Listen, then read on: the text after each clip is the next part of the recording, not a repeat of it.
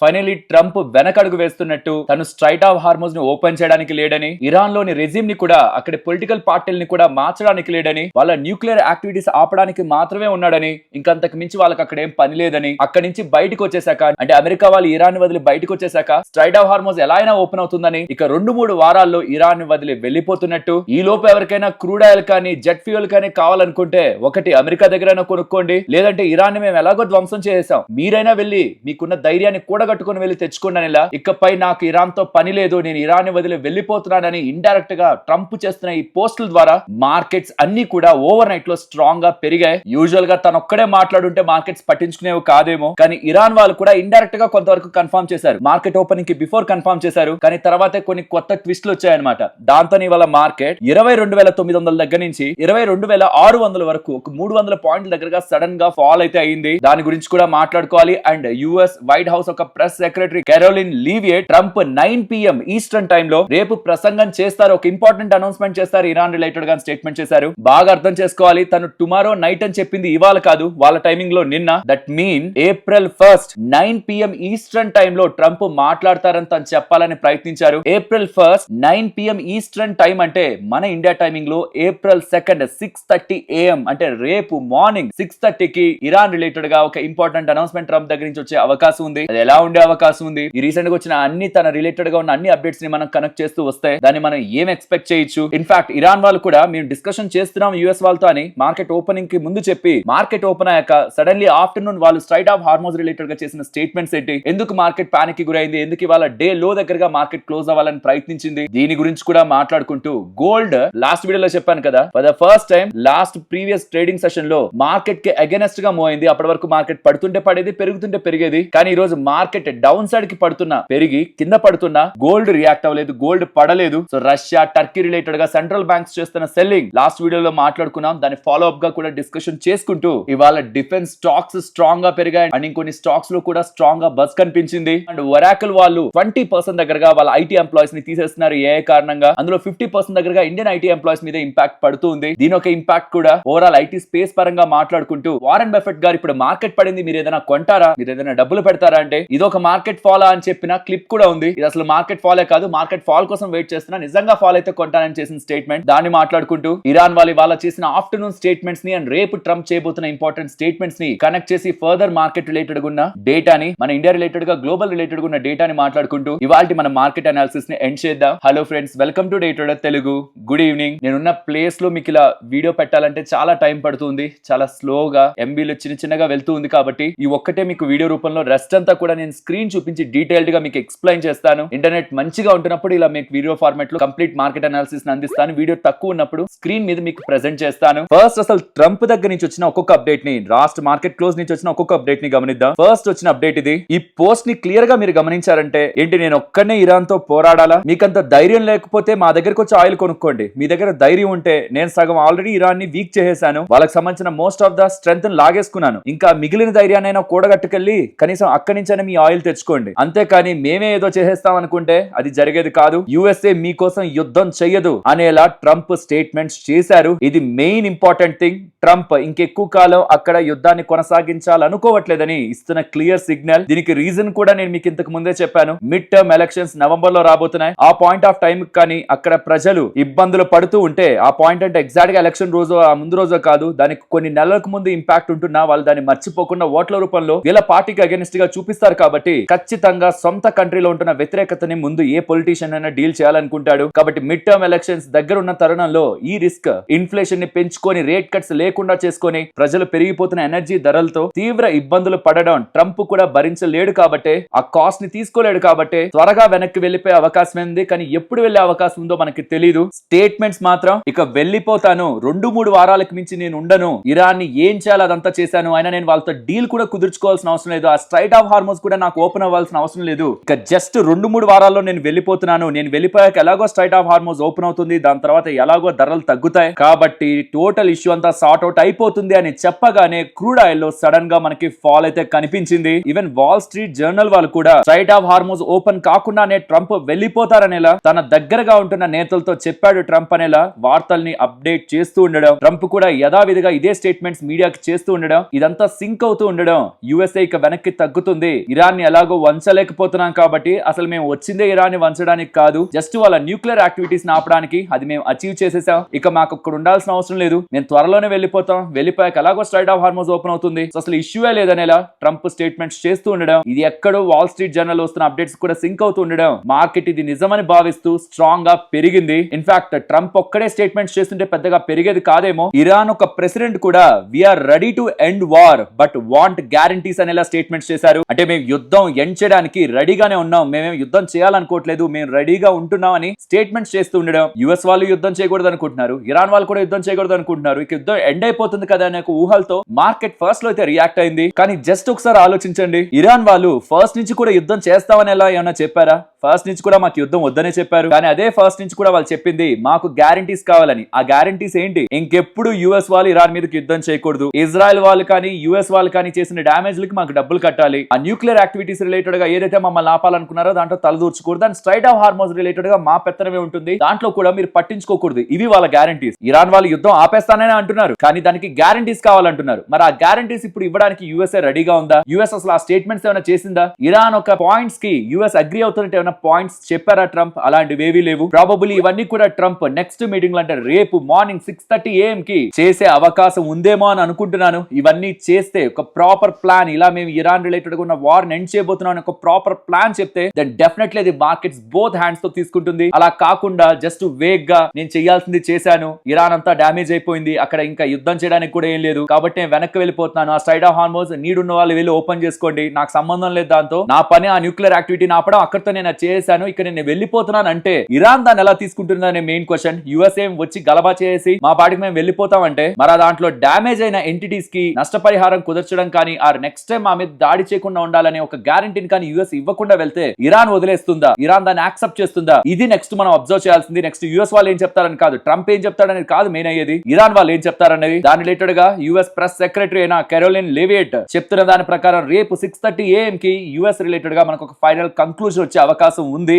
ఇదిలా ఉంటే యుఏఈ వాళ్ళు, యునైటెడ్ అరబ్ ఎమిరేట్స్ వాళ్ళు యుఎస్ వాళ్ళతో జాయిన్ అయ్యి ఈ స్ట్రైట్ ఆఫ్ హార్మోజ్ ని ఓపెన్ చేయడానికి యుద్ధంలో జాయిన్ అవుతారని కూడా వాల్ స్ట్రీట్ జర్నల్ లో ఇంకొక యాంగిల్ ఆఫ్ వార్ రిలేటెడ్ గా కూడా మనకి అప్డేట్స్ వస్తున్నాయి. సో పక్కేమో అమెరికా వెనక్కి తగ్గుతుంది, యుద్ధం ఆపేస్తుందని ఎలా అప్డేట్స్ ఎలా అయితే వస్తున్నాయో, యునైటెడ్ అరబ్ ఎమిరేట్స్ రిలేటెడ్ గా కూడా ఎగ్జాక్ట్లీ ఆపోజిట్ డేటా మనకి అప్డేట్ అవుతుంది. కానీ ఇవాళ మార్కెట్ ఒక పాయింట్ లో ఫాలో అవడానికి రీజన్ ఇరాన్ వాళ్ళు చేస్తున్న important update. Straight of Hormuz open అవ్వదు, ఇరాన్ పార్లమెంట్ నెగోసియేషన్స్ ని రూల్ అవుట్ చేస్తూ ఉంది. యుఎస్ వాళ్ళేం వాళ్ళతో స్ట్రాంగ్ డిస్కషన్స్ చెయ్యట్లేదని, ఎస్ మీడియేషన్ అయితే జరుగుతుంది, ఇద్దరి మధ్యలో మెసేజెస్ అయితే పాస్ అవుతున్నాయి, కానీ యుద్ధం ఆపేలా నెగోషియేషన్స్ అవ్వట్లేదు. యుద్ధం ఆపే దిశలో ఏ డిస్కషన్స్ లేవు, జస్ట్ మెసేజెస్ మాత్రమే పాస్ అవుతున్నాయి. అంటే మాకేం కావాలని మీకేం కావాలని జరుగుతుంది తప్పితే మీరేం చేస్తారు మేమేం చేస్తాం యుద్ధం ఆగడానికి అనేలా నెగోసియేషన్స్ అవ్వట్లేదనేలా ఇరాన్ వాళ్ళు కన్ఫర్మ్ చేశారు. ఇది యాక్చువల్లీ ఫస్ట్ నుంచి జరుగుతున్నదే. యుఎస్ వాళ్ళు కొన్ని కావాలంటున్నారు, దాని ఇరాన్ వాళ్ళు ఇవ్వనంటున్నారు. ఇరాన్ వాళ్ళు అడుగుతున్నవి అసలు యుఎస్ వాళ్ళు పట్టించుకొని కూడా పట్టించుకోవట్లేదు. ఇన్ఫాక్ట్ ట్రంప్ ఏం స్టేట్మెంట్స్ చేస్తున్నారు, అసలు మేము ఇరాన్ తో ఎందుకు డీల్ కుదుర్చుకోవాలి, అవసరం ఏంటి, వాళ్ళు ఎలాగో ఆల్మోస్ట్ ఎండ్ అయిపోయారు, వాళ్ళే బెగ్ చేస్తున్నారు మమ్మల్ని ఈ యుద్ధం ఆపమని, సో మేము అసలు డీల్ కుదుర్చుకునే ప్లేస్ లో ఏం లేవు, ఉన్నన్ని రోజులు ఉంటాం, దాని తర్వాత వెళ్ళిపోతాం, మేము వెళ్ళిపోయాక ఎలాగో స్ట్రైట్ ఆఫ్ హార్మోజ్ ఓపెన్ అవుతుందని ఎలాంటి స్టేట్మెంట్స్ వస్తున్నాయి. ఆ స్టేట్మెంట్స్ తర్వాత మేము వెళ్ళిపోయాక స్ట్రైట్ ఆఫ్ హార్మోజ్ ఓపెన్ అవుతుందని ఎలా అమెరికా ట్రంప్ చెప్పారా, దానికి స్ట్రైట్ ఆఫ్ హార్మోజ్ అంత ఈజీగా ఓపెన్ అవ్వదని ఇరాన్ వాళ్ళు చేసిన స్టేట్మెంట్స్ మళ్ళీ మార్కెట్ లో ఒక సర్టెన్ పానిక్ అయితే క్రియేట్ చేశాయి. సరే ఈ యుఎస్ వార్ ని కొంతసేపు పక్కన పెడితే, ఎందుకంటే దీని రిలేటెడ్ గా ఫర్దర్ క్లారిటీ మనకి ఇరాన్ దగ్గర నుంచి అయినా రావాలి, షూర్ గా ఈ వార్ ఎలా ఎండ్ అవుతుందని ఆ యుఎస్ ప్రెసిడెంట్ ట్రంప్ రేపు చేస్తున్న సమావేశంలోనే మనకు క్లారిటీ రావాలి. ఇది కాకుండా మనకు ఉంటున్న interesting update, April 6th and 8th in between మనకి ఆర్బీఐ కి సంబంధించిన మానిటరీ పాలసీ కమిటీ మీటింగ్ జరుగుతుంది. April 8th మనకు అప్డేట్ వస్తుంది. April 8th means Wednesday. Recent గా క్రూడ్ ఆయిల్ రిలేటెడ్ గా చాలా చేంజెస్ జరుగుతున్నాయి, ఇన్ఫ్లేషన్ రిలేటెడ్ గా ఎస్టిమేట్స్ మారుతున్నాయి, జీడీపీ పరంగా కూడా ఎస్టిమేట్స్ గ్లోబల్ గా ఉన్న ఇన్వెస్ట్మెంట్ బ్యాంక్స్ మారుస్తున్నాయి. కాబట్టి ఆర్బీఐ వాళ్ళు ఇండియా రిలేటెడ్ గా గ్రోత్ ఫోర్కాస్ట్ ని, ఇన్ఫ్లేషన్ ఒక ఫోర్కాస్ట్ ని ఎలా చూస్తున్నారన్నది మనం గమనించాలి. Also Q4 earning season start అవుతుంది అండ్ మాన్సూన్ రిలేటెడ్ గా కూడా వర్షాలు ఎలా పడతాయన్న డేటా కూడా ఇండియన్ స్టాక్ మార్కెట్ రిలేటెడ్ గా ఇన్ఫ్లుయెన్స్ ని చూపిస్తుంది. బట్ Q4 ఎర్నింగ్ అండ్ వాటి ఒక గైడెన్స్, స్పెషల్లీ నెక్స్ట్ ఎర్నింగ్స్ ఎలా ఉంటాయనే గైడెన్స్ కమింగ్ డేస్ లో మార్కెట్ రిలేటెడ్ గా కీ ఇంపార్టెంట్ ఫ్యాక్టర్స్ గా అయితే ఉండబోతున్నాయి. అండ్ గోల్డ్ అండ్ సిల్వర్ వీటి గురించి మాట్లాడుకునే ముందు, if in case market by any chance ఏదైనా ఏదైనా నెగిటివ్ రీజన్స్ తో కిందకి పడుతూ ఉంటే 21,744 ఏప్రిల్ 7th 2025 ఈ ట్రంప్ వచ్చాక లిబరేషన్ డే అని టారిఫ్లు వేసినప్పుడు మార్కెట్ పానిక్ అయి వెళ్ళిన లో ఉందా, అది ఇంపార్టెంట్ లెవెల్ గా అయితే ఉంటుంది. అక్కడి నుంచి అప్ సైడ్ కి వెళ్తుంటే and then 23,330 20-day moving average కి రెసిస్టెన్స్ గా మనం గమనించవచ్చు. అండ్ ఎఫ్ఐఎస్ కు సంబంధించిన షార్ట్స్ గురించి మాట్లాడాలి. లాస్ట్ 3 నెలల్లో ఎప్పుడూ లేనంతగా రోల్ ఓవర్స్ ఈసారి ఎక్కువగా ఉన్నాయి. మార్చ్ టు ఏప్రిల్ కి 78% రోల్ ఓవర్ ఉంది. లాస్ట్ 3 months ఒక యావరేజ్ 70% కి దగ్గరగా ఉంటుంది. సో హెవీ షార్ట్స్ ఉండగా రోల్ ఓవర్స్ చేస్తున్నారు హెవీగా అంటే మార్కెట్ రిలేటెడ్ గా వాళ్ళకి అంత స్ట్రాంగ్ కన్ఫర్మేషన్ పైకి వెళ్తుందని లేదన్నట్టే. ఇది యూజువల్ గా అయితే మనం నిజంగా చాలా నెగిటివ్ గా చూసుండాల్సిందేమో, కానీ న్యూస్ బేస్డ్ గా మొత్తం ఈవెంట్ అండ్ ఎన్విరాన్మెంట్ అంతా ఓవర్ నైట్ లో మారిపోతున్న ఈ తరుణంలో ఎఫ్ఐఎస్ రిలేటెడ్ గా ఒపీనియన్ అండ్ వాళ్ళ షార్ట్స్ కూడా అంత ప్రామినెంట్ డేటాలోకి మనం యాడ్ చేసుకోలేం. ఇవాళ మార్కెట్ క్లోజ్ అయ్యాక జస్ట్ 6:15 6:30 ఆ పాయింట్ ఆఫ్ టైమ్ లో ఈవినింగ్ ట్రంప్ చేసిన ఇంపార్టెంట్ పోస్ట్ ఇక్కడ మీరు గమనించవచ్చు స్క్రీన్ పైన. ఇరాన్ ఒక న్యూ ప్రెసిడెంట్ గతంలో ఉన్న ఆయన కంటే కూడా కొంత బెటర్ గా ఉన్నాడని, వాళ్ళు సీజ్ ఫైర్ అడిగారని, అంటే అమెరికా దాడి చేయొద్దు ఇంకా మా మీద యుద్ధం వద్దని ఎలా సీజ్ ఫైర్ అడిగారని, మేము అది కన్సిడర్ చేస్తాం ఎప్పుడంటే అది స్ట్రైట్ ఆఫ్ హార్మోజ్ ఓపెన్ అయినప్పుడే, అప్పటి వరకు మేము బ్లాస్టింగ్ చేస్తూనే ఉంటాం ఇరాన్ రిలేటెడ్ గా, సో దట్ వాళ్ళు యుగాల వెనక్కి వెళ్లిపోతారు, స్టోన్ ఏజెస్ కి వెళ్లిపోతారు, వాళ్ళ ఇన్ఫ్రాస్ట్రక్చర్ డామేజ్ అయితే తిరిగి కట్టుకోవడానికి కొన్ని యుగాలు పడుతుందనేలా రీసెంట్ ఇంటర్వ్యూలో కూడా తన స్టేట్మెంట్స్ అయితే చేశారు. అండ్ ఎఫ్ఐఎస్ ఒక యాక్టివిటీ ఇప్పుడే అప్డేట్ అవుతుంది. ఇవాళ మార్కెట్ ఇంత పెరిగిన తర్వాత కూడా ఎఫ్ఐఎస్ ఈ రోజును కూడా సెల్లింగ్ ఆపర్చునిటీగానే చూశారు. సుమారుగా 8,331 కోట్ల దగ్గరగా ఇవాళ మార్కెట్ లో సెల్ చేశారు. నెక్స్ట్ గోల్డ్ సిల్వర్ గురించి మాట్లాడుకోవాలి. రీసెంట్ డేస్ లో 2 సెంట్రల్ బ్యాంక్స్, ఒకటి టర్కీ ఇంకొకటి రష్యా, వాళ్ళ రిలేటెడ్ గా ఉంటున్న రిజర్వ్స్ లోంచి గోల్డ్ నమ్మారనేలా డేటా ఉందా. టర్కీ వాళ్ళు లాస్ట్ 14 డేస్ లో, ఇది 2 రోజుల క్రితం డేటా, నేను లాస్ట్ వీడియోలో మాట్లాడాను, 58 టన్స్ దగ్గరగా గోల్డ్ అంటే ఆల్మోస్ట్ $8 బిలియన్ దగ్గరగా గోల్డ్ అమ్మారని. అండ్ రష్యా వాళ్ళు కూడా వాళ్ళ గోల్డ్ రిజర్వ్స్ నుంచి for the first time in last 25 years Ukraine war ని ఫండ్ చేయడానికి బడ్జెట్ డెఫిసిట్ కి గోల్డ్ రిజర్వ్స్ అమ్ముతున్నట్లు మనకి డేటా కనిపిస్తుందా. దీని తర్వాత మనకి లేటెస్ట్ ఎటువంటి ఇన్ఫర్మేషన్ కూడా సెంట్రల్ బ్యాంక్స్ ఒక సెల్లింగ్ రిలేటెడ్ గా లేదు. బట్ ప్యారలల్ గా మీరు ప్రైస్ యాక్షన్ ని డ్రా చేశారంటే ఈ 2 డేటా పాయింట్స్ ఎప్పుడైతే మనకి అప్డేట్ అయ్యాయో, అంటే రష్యా వాళ్ళు టర్కీ వాళ్ళు ఇలా అమ్మారనే డేటా పాయింట్స్ ఎప్పుడైతే అప్డేట్ అయ్యాయో, ఆల్రెడీ అమ్మారు అని, దానికి 1 వీక్ బిఫోర్ డేటా మీరు చూసారంటే మార్కెట్ కంటే కూడా గోల్డ్ ఎక్కువ సెల్లింగ్ ప్రెషర్ కనిపించింది. ప్రాబబుల్లీ వీళ్ళ సెల్లింగ్ వల్లే అవ్వచ్చు. కానీ ఇన్ రీసెంట్ డేస్ స్పెషల్లీ ఇవాళ కూడా మీరు గమనించిన మార్కెట్ రిలేటెడ్ గా వోలటాలిటీ ఉంది, కానీ గోల్డ్ అండ్ సిల్వర్ ప్రైజెస్ లో వోలటాలిటీ లేదు. స్లో అండ్ స్టడీగా అవి రైజ్ అవుతూనే ఉన్నాయి. బట్ ప్రైస్ యాక్షన్ పరంగా వీక్నెస్ అయితే మనకి లేదు.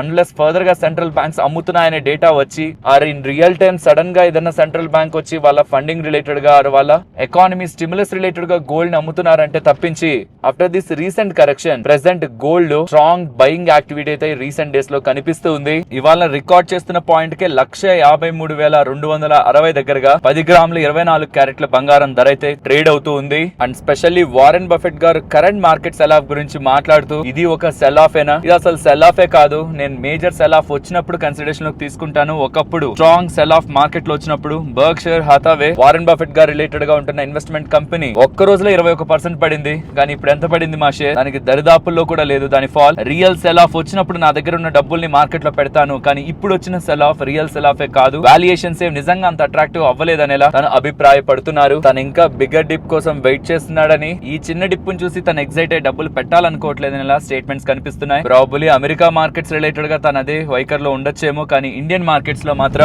డీప్ కరెక్షన్ రీసెంట్ టైమ్స్ లో మనం చూస్తున్నాం. దాని రిలేటెడ్ గా డేటాని మీకు స్క్రీన్ ముందు పెడుతున్నాను. ఇక్కడ గ్లోబల్ మార్కెట్స్ దగ్గర గమనించారంటే టోటల్ గ్లోబల్ మార్కెట్స్ పరంగా last year March 31st 2025 PE తో కంపేర్ చేస్తే ప్రెసెంట్ PE కన్సిడరబుల్ గా కరెక్ట్ అయిన మార్కెట్ ఏదైనా ఉందంటే అది మీకు ఇండియన్ మార్కెట్ పరంగా నిఫ్టీ సెన్సెక్స్ లే కనిపిస్తాయి. లాస్ట్ 1 year లో ఫైనాన్షియల్ ఇయర్ ఎండ్ అయింది కదా, లాస్ట్ 1 year లో ఏ సెక్టర్స్ ఎంతంత పాజిటివ్ రిటర్న్స్ ఇచ్చాయి, ఎంతంత నెగిటివ్ రిటర్న్స్ ఇచ్చాయి అనేది కూడా ఇక్కడ మీకు స్క్రీన్ ముందు ఉంటుంది. ఆల్సో బాగా పెరిగిన కంపెనీస్ ఏంటి లాస్ట్ ఫైనాన్షియల్ ఇయర్ లో, ఇప్పుడు FY27 లో ఉన్నాం కదా, FY26 పరంగా ఏవేవి మంచిగా పెరిగాయి, ఏవేవి పడ్డాయి, గోల్డ్ సిల్వర్ ఎంత రిటర్న్స్ ఇచ్చాయి, FIS ఒక అమ్మకాల ఒత్తిడి ఎలాగుంది, అండ్ మోస్ట్ ఇంపార్టెంట్ ఈ ఫైనాన్షియల్ ఇయర్ లో నిఫ్టీ 5%, సెన్సెక్స్ 7% పడింది, ఐ మీన్ FY26 లో. కానీ గతంలో ఎలా రియాక్ట్ అయిందన్న డేటా మొత్తం కూడా ఈ ఒక్క ఇమేజ్ లో మీకు ఉంటుంది. అండ్ ఈ ఇమేజ్ ని HD క్వాలిటీలో మీకు మన వాట్సాప్ ఛానల్లో షేర్ చేస్తున్నాను. ఉంటున్న వాళ్ళు అక్కడి నుంచి డౌన్లోడ్ చేసుకోండి. ఎల్స్ ఈ ఇమేజ్ డౌన్లోడ్ చేసుకోవడానికి కావాల్సిన లింక్ కూడా డిస్క్రిప్షన్ కామెంట్ సెక్షన్ లో ఫస్ట్ లింక్ గా ఇస్తున్నాను. సోషల్ మీడియాలో చాలా ఫేక్ ఛానల్ మన పేరు చెప్పి డబ్బులు అడుగుతున్నారు, వేటిల్ని నమ్మద్దు. ఇప్పటి వరకు మేము మా నాలెడ్జ్ ని కానీ మాకు రిలేటెడ్ గా ఉంటున్న ఇన్ఫర్మేషన్ ని కానీ డబ్బులకి అమ్మలేదు. అవి ఏవైతే చేస్తున్నారో అవన్నీ ఫ్రాడ్, దయచేసి నమ్మి మోసపోకండి. నెక్స్ట్